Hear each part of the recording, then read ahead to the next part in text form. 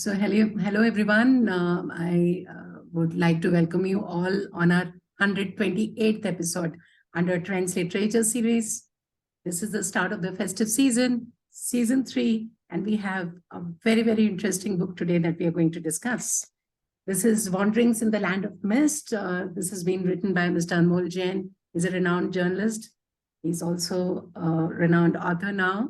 As one of the most important personalities of Mussoorie has said, Stephen Adler, that Mussoorie now has found itself a new biographer.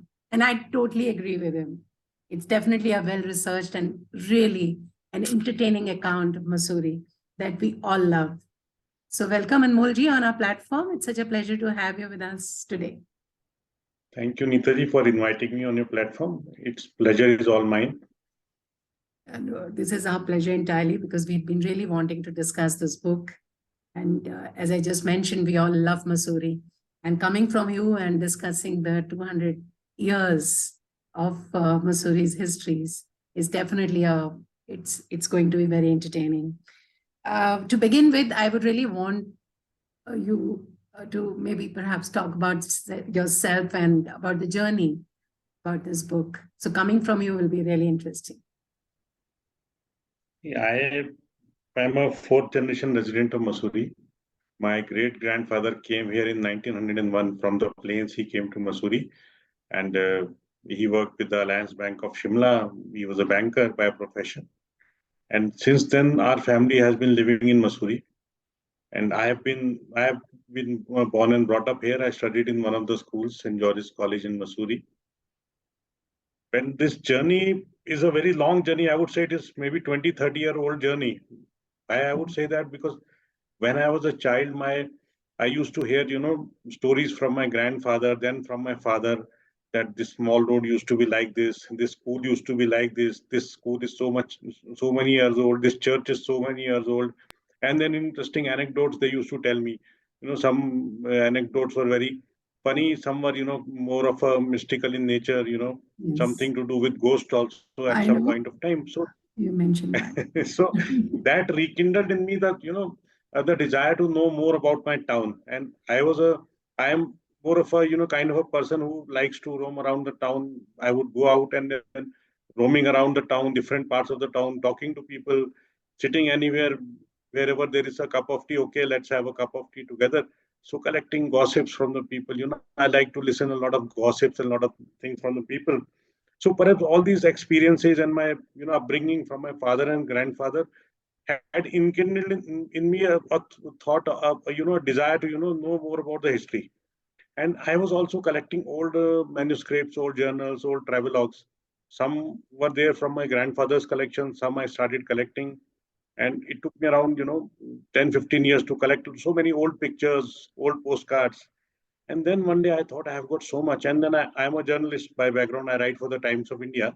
Yes. So I had been doing a lot of articles in Times of India on the history of Mussoorie about different aspects. So then I thought I have got so much masala. Let me start by penning down 20, 25 pages, Yes. based on what I have got. And then that will be a short booklet, which I will circulate to friends in a close group through WhatsApp. So this is how it started. And then when I sat on about writing the book, and I have got a great interest in Mussoorie, in the history and in Mussoorie, and then it went on, and from 25 pages it became 250 pages, and it became a book. So I thought, okay, let's publish it in the form of a book. So this is how the journey has been, and this is how it has ended. At least this journey of this book. At least, really good for us. We keep on going back to Mussoorie. It is the queen of hills, land of the mist, and everyone loves to be, at least people who are very near to Mussoorie. And I like to begin from the back page of your book, and that I really found very interesting because you've given the QR codes of all the places in Mussoorie. Let me tell you, a person like me who's a regular tourist there, some of the places I still don't know. And it is so good to kind of scan the QR code and be where you want to be. So this was definitely a very good idea that you've incorporated in the book. And I'm sure all the other travel writers too will do the same now. And that's a good example to follow. One of the things I noticed in your book launch, and I was going through the social media and I saw really very renowned personalities of Mussoorie there. Through that we came to know it's not only Ruskin Bond who's part of Mussoorie, so much part of Mussoorie. We have people like Victor Banerjee, we have Stephen Adler, so many others.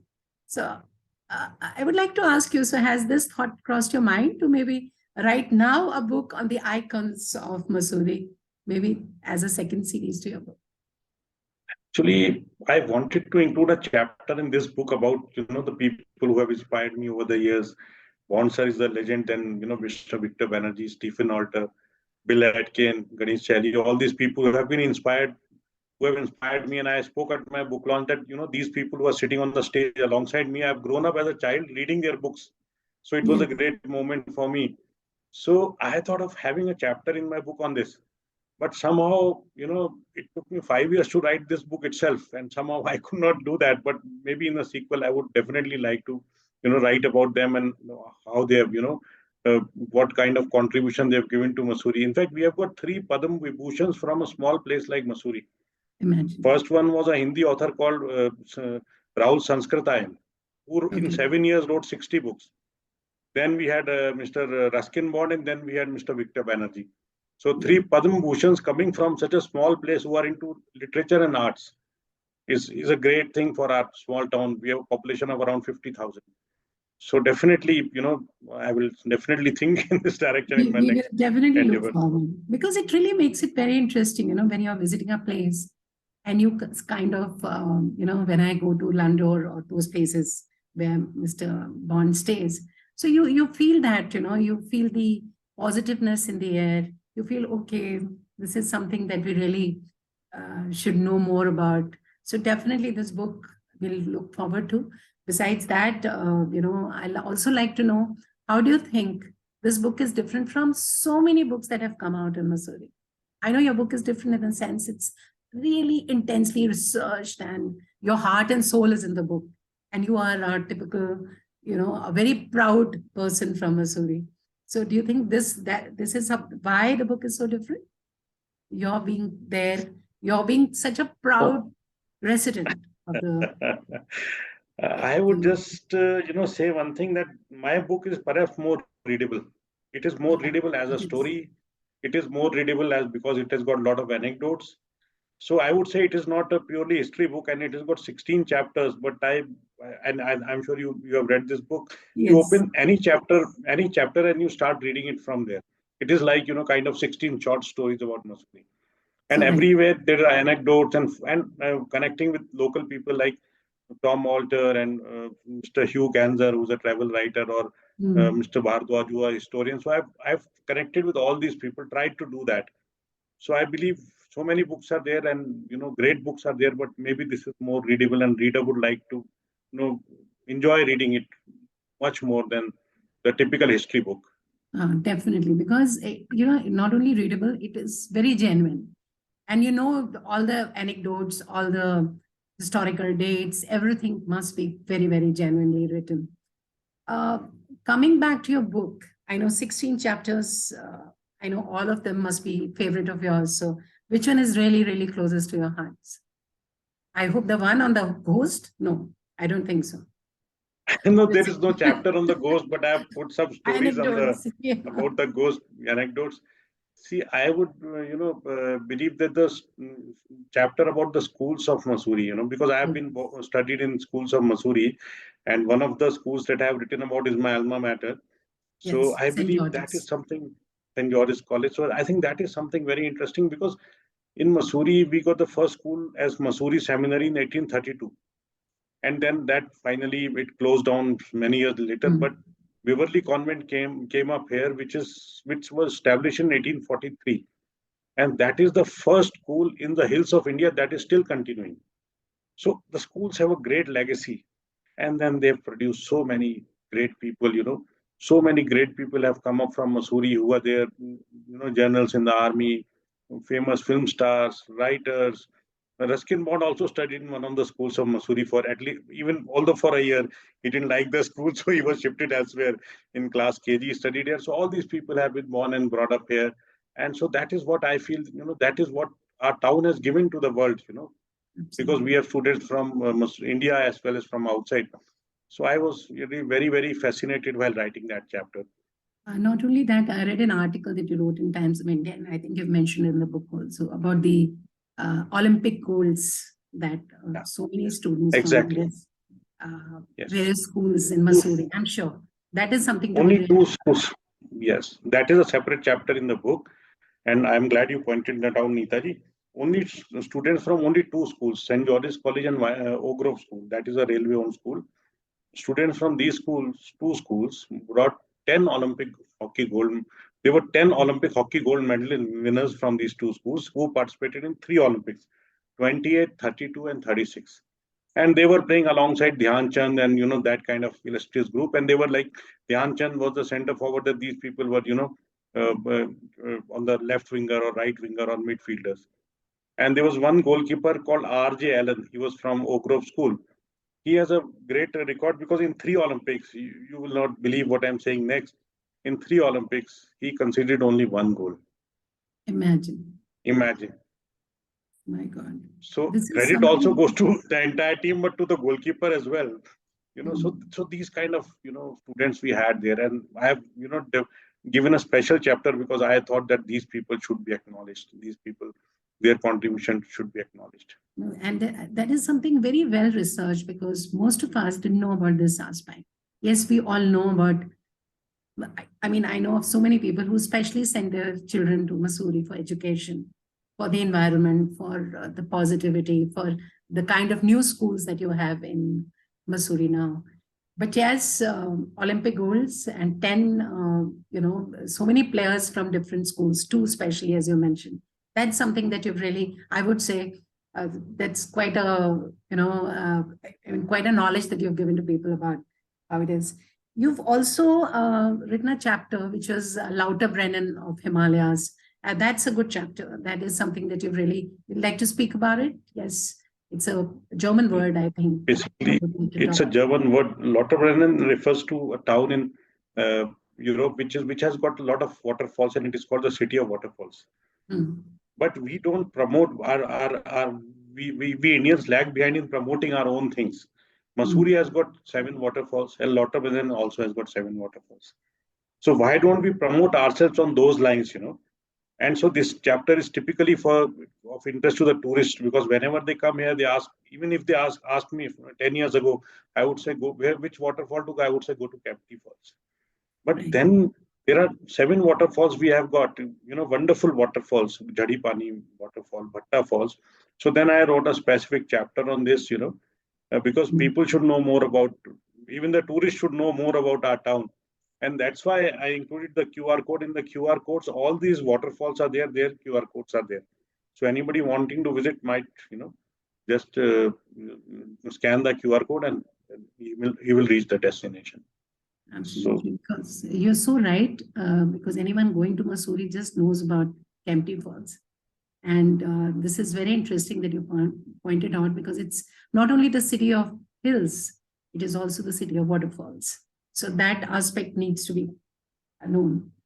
Your book is very positive. It's written the positive side of Mussoorie. But how do you feel as a resident, and how would you like to comment on the increasing commercialization of Mussoorie?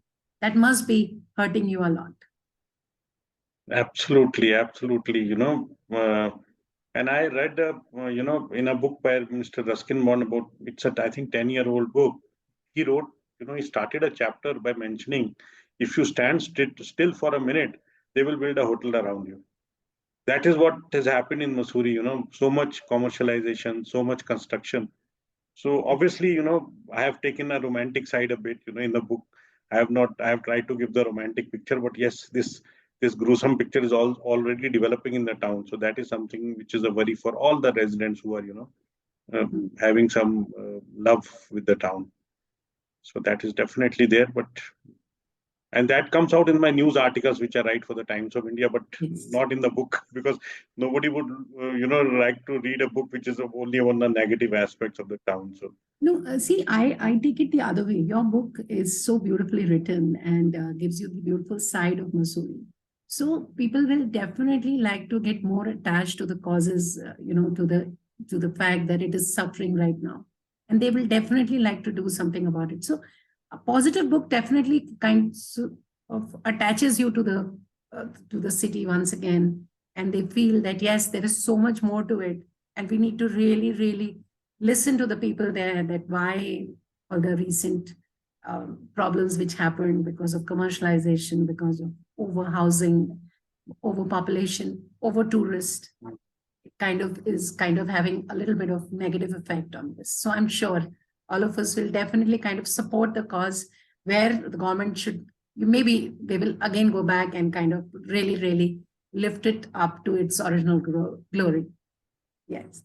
And yeah, you've also mentioned about Hall of Ivy. That is about the schools that you mentioned, I suppose. Yeah, That is yeah. the chapter on that.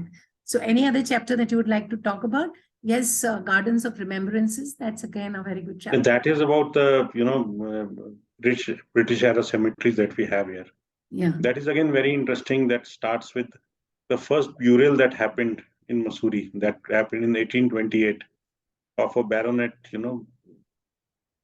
James Farrington, who was a baronet, Mhm. who was a baron, and he was buried here en route to Mussoorie. And then after that, immediately 3 graveyards were established. And that chapter speaks about the kind of people who are buried in these graveyards. For example, everybody has read the poem "The Charge of the Light Brigade" by Tennyson. Yes. So that is a poem based on true events where 600 soldiers of the British cavalry charged straight into Russian guns and there was an order which was miscommunicated to the cavalry, and there was huge casualties on the British side. But one of the survivors from that uh, charge of the Light Brigade, one of the survivors is buried in one of the cemeteries here. So that has happened in Crimea.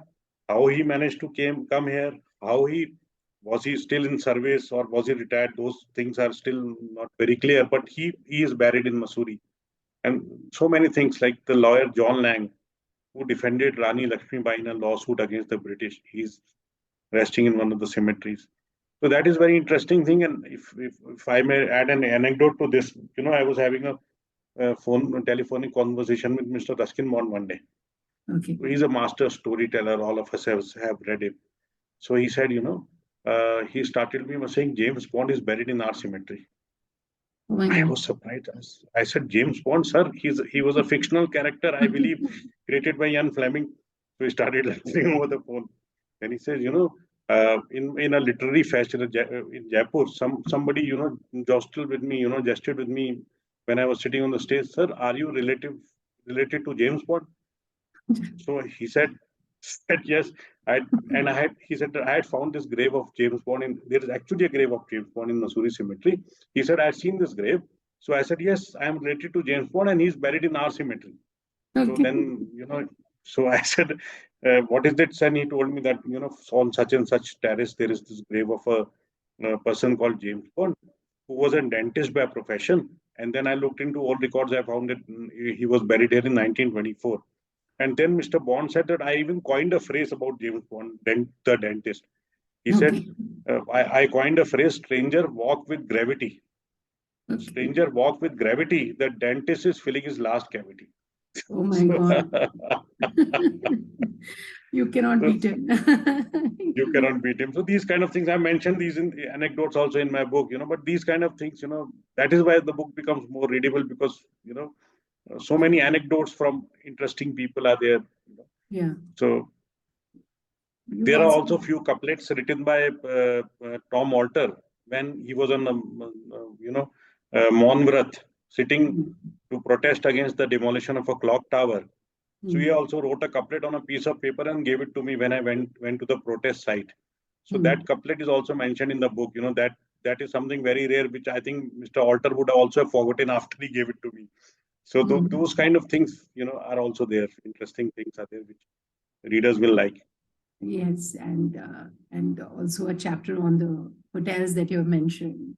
So all this kind of makes it a very, very complete book, and definitely the past life of Mussoorie through definitely your meticulous research and captivating ideas. And one thing more, which I must tell the viewers and the readers, is that the pictures that there are there in the book.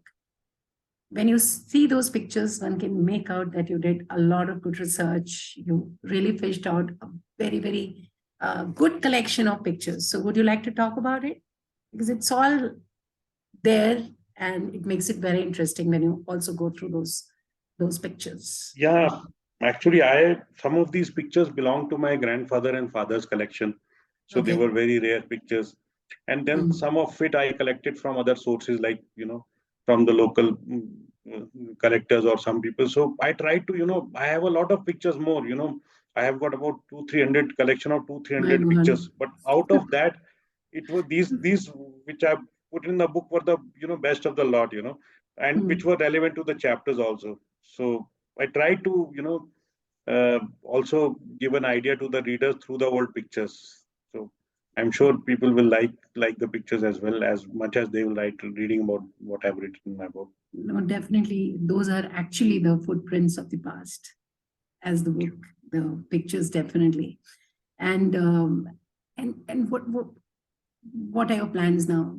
Apart from the fact that we are looking forward to a book on the icons of Mussoorie now from you. So what are your future plans? And how do you want to take forward this book? Because yes, I can see a lot of it on social media. You had a very good book launch. There are people writing about it. There are very good reviews that I read on your book, very good articles. So what next for you? See, as far as this present book goes, I have been invited in a number of literary festivals over the next 2 months. So to talk about my book, because people are really finding the things very interesting, especially those people who are having some kind of connect with Mussoorie, whether they studied in one of the schools or Hmm. whether people like you who visit Mussoorie. So they are finding it very fascinating. So these people, I'm getting a lot of invites from different lit fests. So I think I'll first do justice to this book by going to the lit fest and speaking about my book. And then second is again what you said about the icons of Mussoorie, the legends of Mussoorie, that is on cards. And one more thing which is on my agenda is writing about because I have covered a number of ghost stories and number of stories which are Yes. awe inspiring in my book. So I am also thinking of doing a book on the short stories on the ghost stories of Mussoorie, and which will Lovely. be again the real stories like I put in my book. So that is also on the agenda. So the platter is very full. Let's see how much I can manage out of that. No, no, I'm sure because you're already motivated. You're happy with this. As your readers are, I'm sure you're also feeling very good that people are coming and commenting on the book and want to maybe read it further. Looking forward to more books from you. So I'm sure this is an incentive, and this makes you further take you forward in your writing journey. And I'm sure that will be an example for other travel writers, and you'll be able to guide them as well for this. So maybe what is one tip you would like to give for future travel writers? And what is it that you need to really, really look into a place while writing a book like this, which is immensely readable and full of captivating ideas? Basically, one thing is research, because there is no nothing, which can beat a sound research, If you want to write, if the young readers listening here young listeners want to write about a book, then definitely you need to do a lot of research. Like I consulted more than 300, old journals, travel logs, guidebooks to cull out the facts and then try to introduce them in my book, because if the book is not sounding genuine, like you said a few moments earlier, if the facts you have given are not sounding genuine, then obviously the whole credibility is lost. So that is one thing. But then to make the book interesting, one has to connect with the local people. There have to be a lot of stories, a lot of anecdotes, a lot of things coming from the local people, because that will what will make the book readable. Because writing a history book is easy, but making it readable is a bit difficult. So this is what my two cents for the young readers who are listening out there. So this is what I feel one should do. And one thing I must say, like in your case, you have to put your heart and soul into what you're writing, and you have to be proud of what you're writing about, like you are, like this book Absolutely, shows. absolutely. Yeah, Thank you absolutely. so much for being on our Thank platform. It you. was such a pleasure to talk about Mussoorie and about your book. And I wish you so much luck with this book, future writings, your talks in the next 2 months. And I'm sure It'll be very interesting to talk to you once again once you finish your second. Yeah. Thank you, Neetaji. Thank you so much for having me on your show. Thank you so much. It was a pleasure. Thank you. And I request everyone to please subscribe to our YouTube channel. I will be putting up this conversation very soon on the channel, and look forward to your comments. And do comment, do post your review about this wonderful book. This will really, this really helps the author, and this really motivates them. Thank you so much.